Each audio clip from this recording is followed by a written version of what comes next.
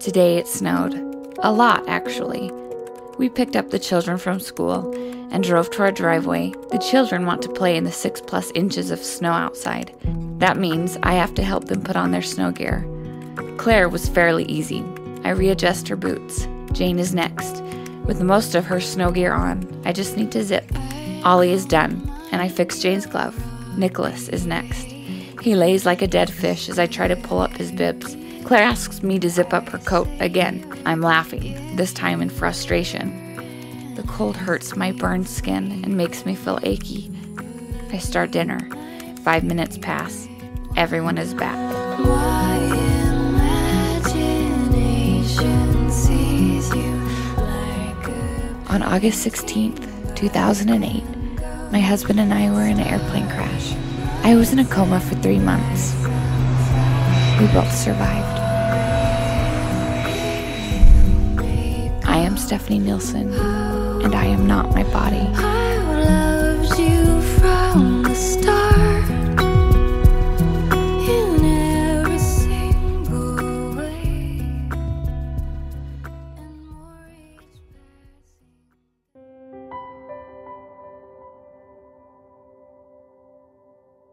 I remember when the airplane crashed, I remember rolling under a tree and looking up at the leaves and thinking, just having sort of a feeling that things would be okay, that it would be okay, and I didn't know the extent of my injuries. I remember the therapist working with me and challenging me to get better, because they said, you need to get better and be at Stephanie's bedside when she wakes up. Their hospital rooms were definitely a sacred place, because there was, miracles happening in there every day. Notes and cards from everywhere were on the walls. And so that when you walked in, you felt a real feeling of love and prayers. It's a remarkable thing to be on the receiving end of so much faith and love and effective prayer. I remember waking up in the hospital. Coming out of the coma was really hard and painful. I just had the feeling that I knew that it was because of all of those prayers that I was awake and that I was going to get better. And it's one of those things that I've never felt before until this accident. Then when Stephanie was able to come out of her coma, didn't want anything to do with a computer, didn't even want to talk about a blog because she wasn't able to type or anything, then her story evolved.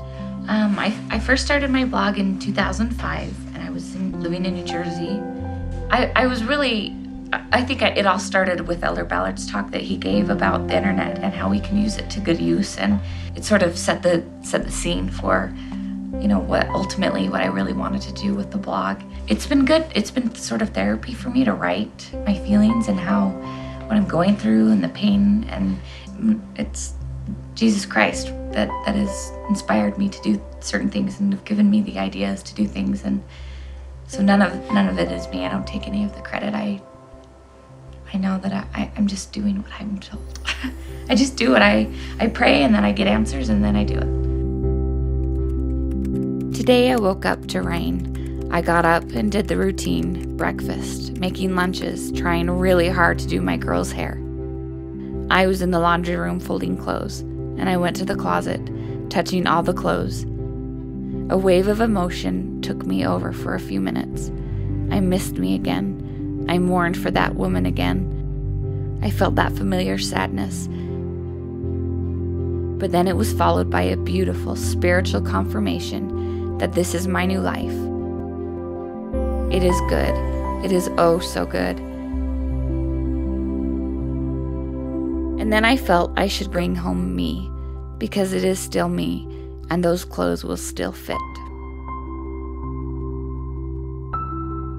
It's hard to, pick up the kids from school and all the other kids staring, or going to the grocery store. And as women, we want to be beautiful and attractive, and I struggle with that.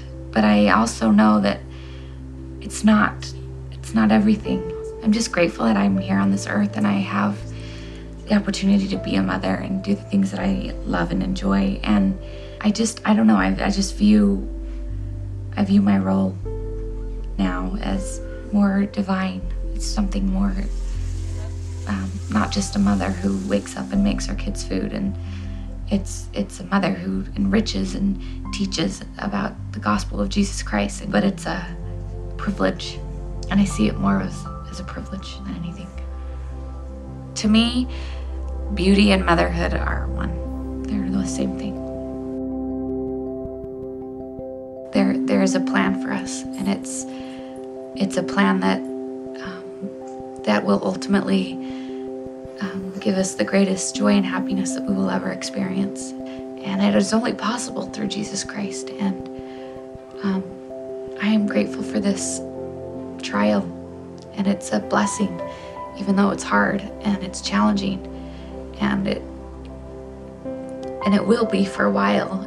It's our spiritual nature, though, to turn to our God who gave us life and has given us this mortal experience, to turn to Him for either to thank Him for the happy times or to pray for His help in the hard times. I mean, my relationship with Heavenly Father before was really good, and it still is really good, but spiritually now I have a better sense of who I am, what my divine purpose is, what I'm doing here on earth, why I'm still here. Life has a different meaning to me than it did before. It's all about your heart. There are moments in my life when I feel like my spirit is tapping my heart to remind me just why I still mortally exist. Today I had more of those tapping moments. It was in the deep brown eyes of Nicholas, laughing and tackling Jimmy over and over and over again. It was in Claire's desire to help me with anything. Today it was groceries. It was Mr. Nilsson, who I watched outside my window early this morning, ride his bike to school with the girls. Their faces beamed like they were the luckiest girls ever. And they are, including me.